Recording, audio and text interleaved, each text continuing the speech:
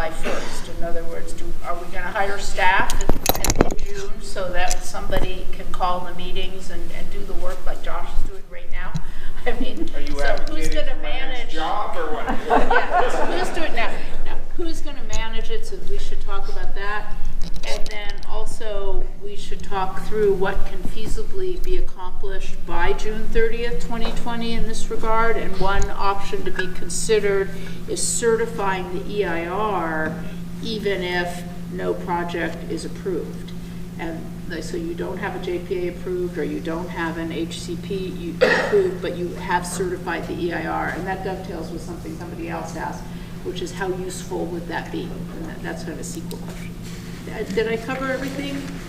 So I have a question just in follow-up, and I know I'm not asking you, Wendy, to answer it. The question that I wanted to know was the certification of the EIR. If the JPA is ultimately going to, whatever JPA it is, wants to rely on the EIR, is it the JPA that does the certifying, or is it the FORA board does the certifying, but now the JPA gets to use it?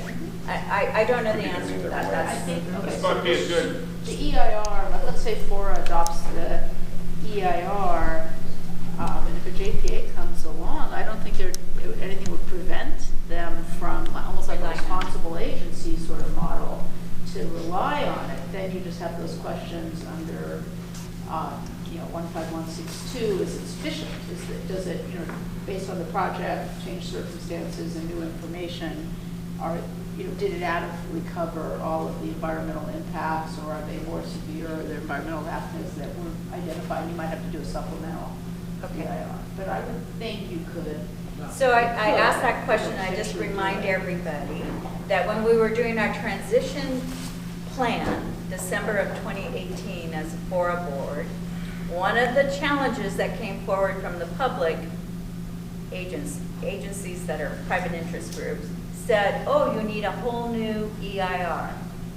And part of the cleanup legislation that was introduced was to say that the closure of FORA was not a project. It was just, so I raised that. So as long as we're all good with that, well, that's a different issue. The whole issue of the transition plan and whether that triggers CEQA, any kind of additional CEQA. This seems to be a different question. I mean, this just off the cuff. Yeah, no, it's great that another agency probably could rely, and maybe though the JPA would have to put something in it about we're going to stand and we're going to assume. Well, that's my question: is do we both certify it? It relates to the litigation too. So I would put that under the big heading of legal issues, Yeah. and that would be obviously a significant day or two of our next working group.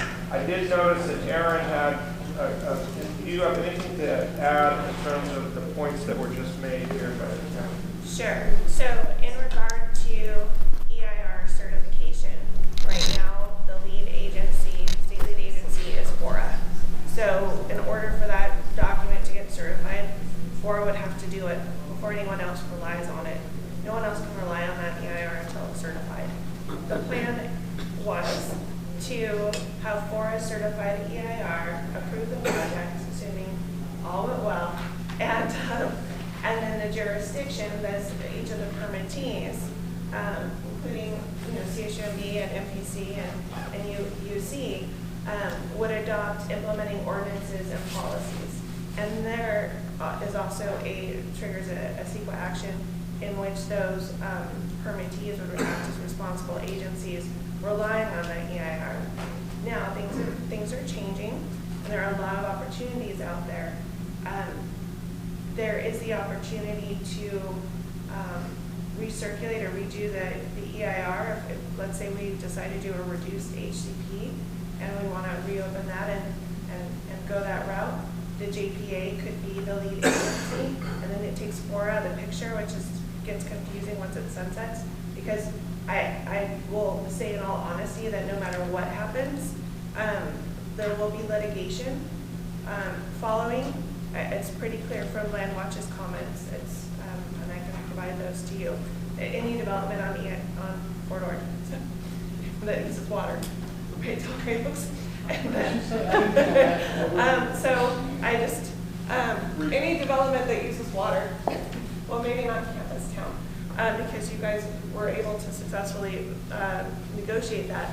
But yeah, so we will need to figure out legally how that defense litigation situation works, and I think one of the safest ways and easiest ways is to pass the buck onto the JPA, unfortunately.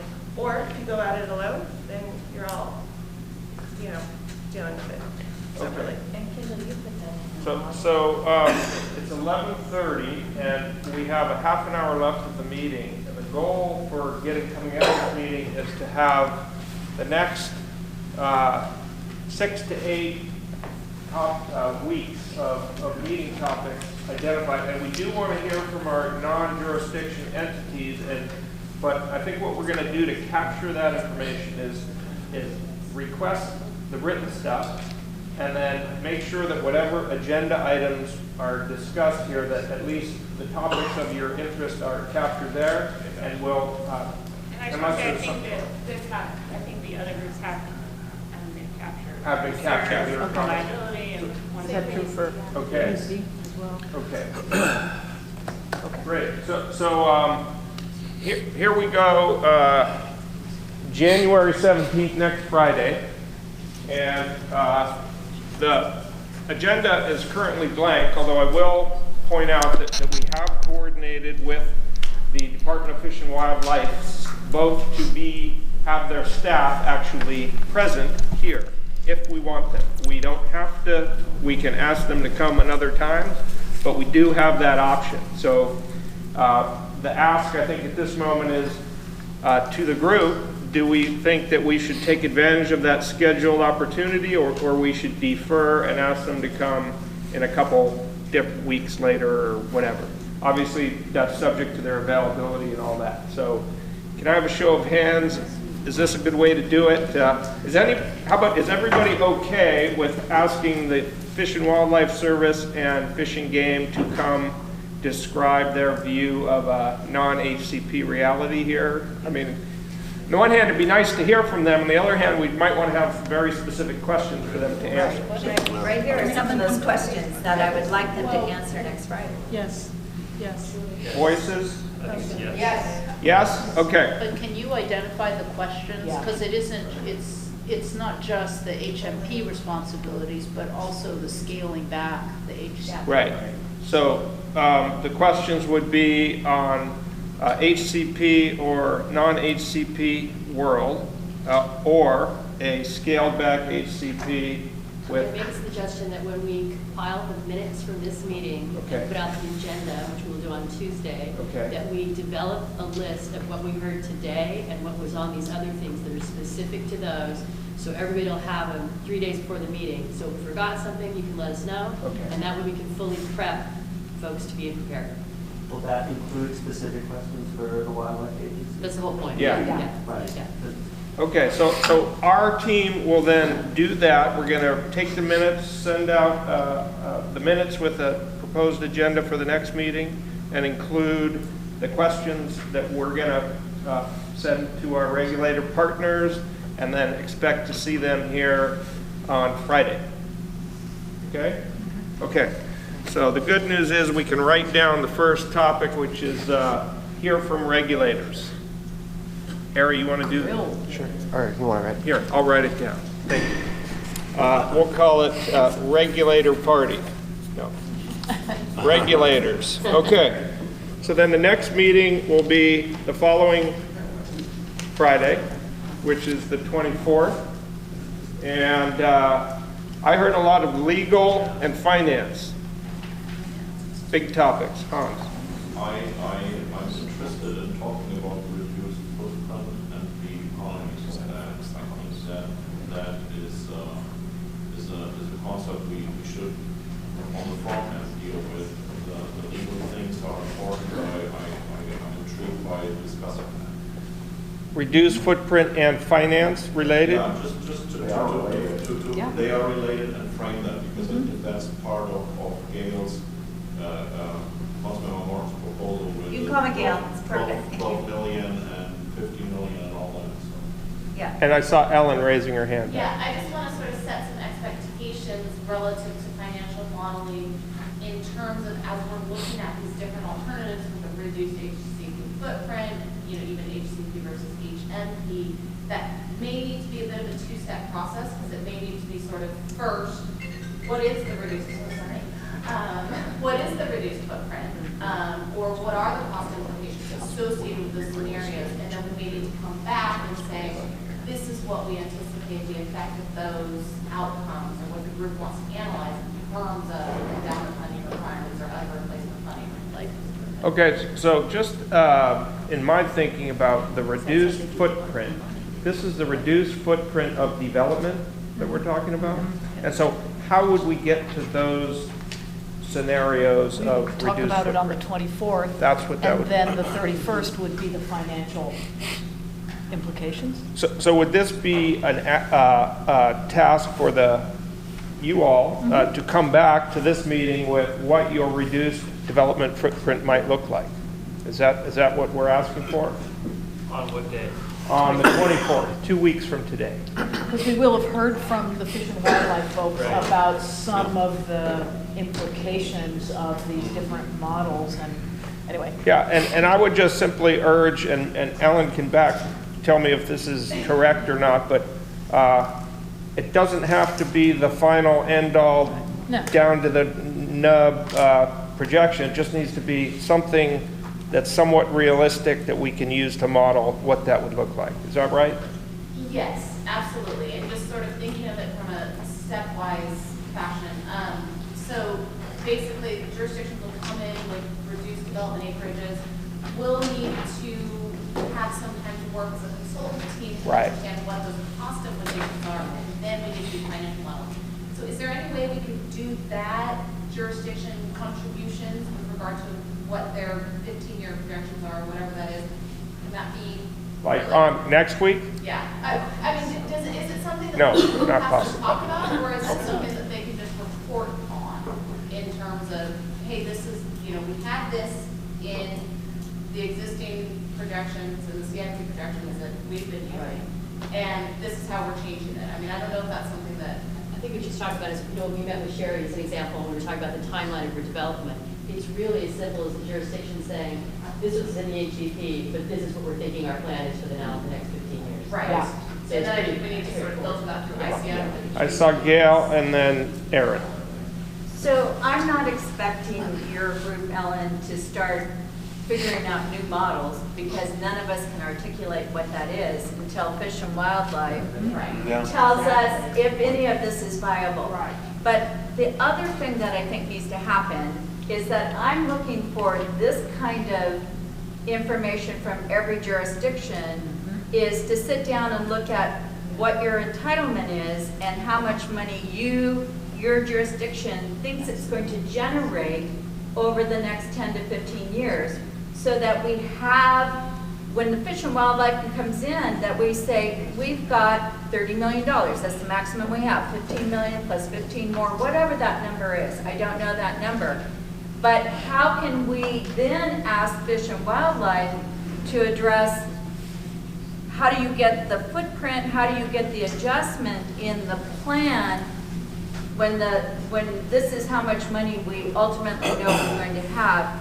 Where can you meet us as the state federal agency with what we actually can generate? It's only then that you're going to do number crunching. Don't spend our money yet.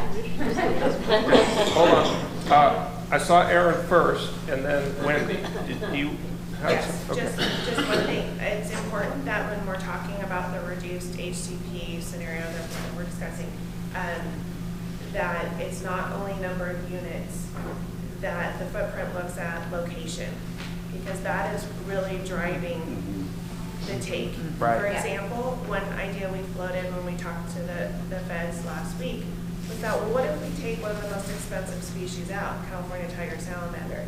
And for example, the county has got the biggest CTS take impact. And if the county isn't going to develop that area, that would be real like low-hung fruit that we can start pulling apart, because so it's not just the number of units, it's where you put them. And so we could have, if you come in with a number of units, we can talk about and look at maps on the 24th and talk about where that footprint needs to be and what what we can do to reduce that take. Because I think it's very clear from the comments, you put the take on the blighted areas, you reduce your impact costs. So it's all about that.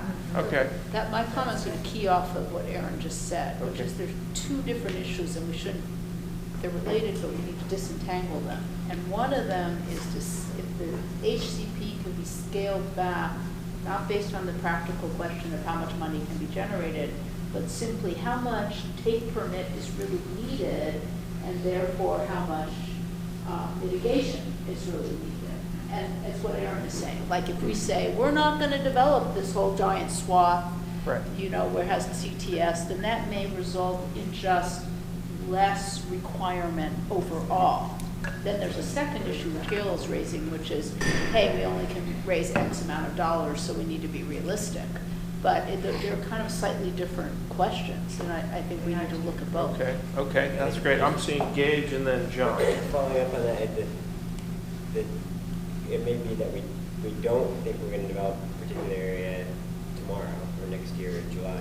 But so the timing of the developments in relationship to the stay-ahead provision are going to be really important. So one of the kind of the key questions in my mind is, on day one, what are the responsibilities of the JPA for legal, administrating it, running it, right. And then impact, and then where does that endowment, where is it going to live and how much is it going to generate to fulfill that? So kind of having so say this all works out on July 1, do we have enough money to do what we need to do? And then it's going to depend on where after that, the stay-ahead provision is going to help us kind of regulate that. But even just some certainty about what the costs on day one are going to be to make sure we can implement our obligation. Okay. John? Yeah, I'd like to ask a question with this group, but then also ask the same question when the regulators are here, because I'd be interested to see if it's a different answer. But specific, it kind of touches on what you're saying, is that right now there just seems to be a general understanding or assumption that if we go HCP, there's an endowment number, and then that number has to be hit. But is that just a bookend number? This is the question I'm asking. Is that just a bookend number? But we don't necessarily, that endowment doesn't necessarily have to be fully endowed. It's still kind of pay to play. And I know that if I ask an agency, it's a $40 million number, do we need to have that fully endowed? They'll say yes. But I would like to know in practice, is it kind of like is it something we can take down in phases based on impact? I mean, I would think that it would be pay to play. So part of the answer to that, I think we might have touched upon it elsewhere, but there's the stay ahead, so you have to pay to play. Yeah. And there's also that endowment goal that needs to be reached by at a certain time before the end of the permit term. And that end of the permit term is the assumption that all the impacts are exactly are made or impacted. So this is something where you are doing a 50-year plan. You don't know what's going to happen in 2040, and you're going to deal with different people. We won't be in our positions. You can go back. Your agencies can go back. The wildlife agencies, they want it to succeed and say, look, development's been slow. We only have this much in our endowment. We think we're going to need another 30 years on the permit for this build-up to occur to fully fund the endowment. Let's renegotiate the time. And they're not going to want you out of luck and have a failing permit. It's planned. It's in their interest to have that endowment funded because that's in perpetuity. So another 30 years versus ensuring funding in perpetuity. So there are mechanisms. And that's where you can hear it from me, but it'd be good to hear it from the wildlife agencies too. There are mechanisms for that. So Okay, is there any key comments that we have to make before we can agree that our topic for this day would be reduced footprint scenarios? We'll prepare maps. We'll look to the jurisdictions to provide either at this meeting or before some idea of their scenarios, both in numbers and in location. I know that's kind of a lot of tricky. But it's also species now, as has been discussed. And over a certain number of years, right? Aren't we talking about a 15 to 25 year horizon versus a 50? So this will be a big topic of location, time, and species. But I think it'd be critical to play off of what Aaron said, that we're going to need some expertise on that, because you talked about low-hanging fruit with CTS. So we need to know is there other low-hanging fruit? In Marina, we have hundreds of acres at the airport. If there's low-hanging fruit, if you can identify that in the whole area, that will help, I think, tremendously. So that's maybe a topic of low-hanging fruit, big wins. So people have it. Big savings. Big savings. Would that be under the reduced footprint scenario, or is that a separate? That's why we're talking about reducing. Okay, so that's okay. Good. So we're looking for big saving opportunities.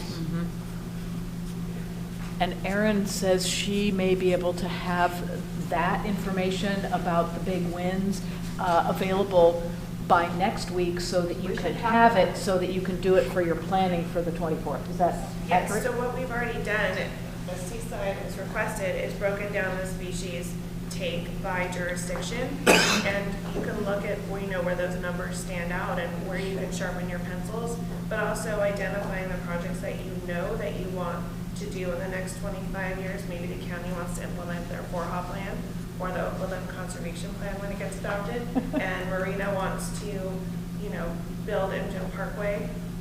Knowing what those things are coming up, those priority-specific projects that you know that you want. I mean, that's important too, because we can talk about not impacting CTS property, but if you want to put a parking lot next to a breeding site for FORA, we need to understand those.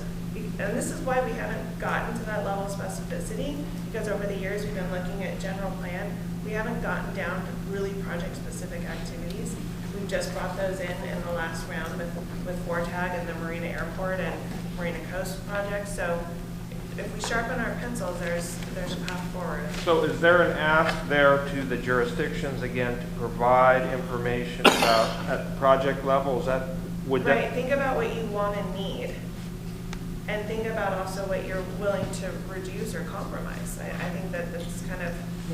And so would it be helpful to have that information next week to prepare for the reduced footprint scenario meeting? Yes. So, and it might just be pointing to existing plans and projects that are out there, so it's not creating new information, but just sharing.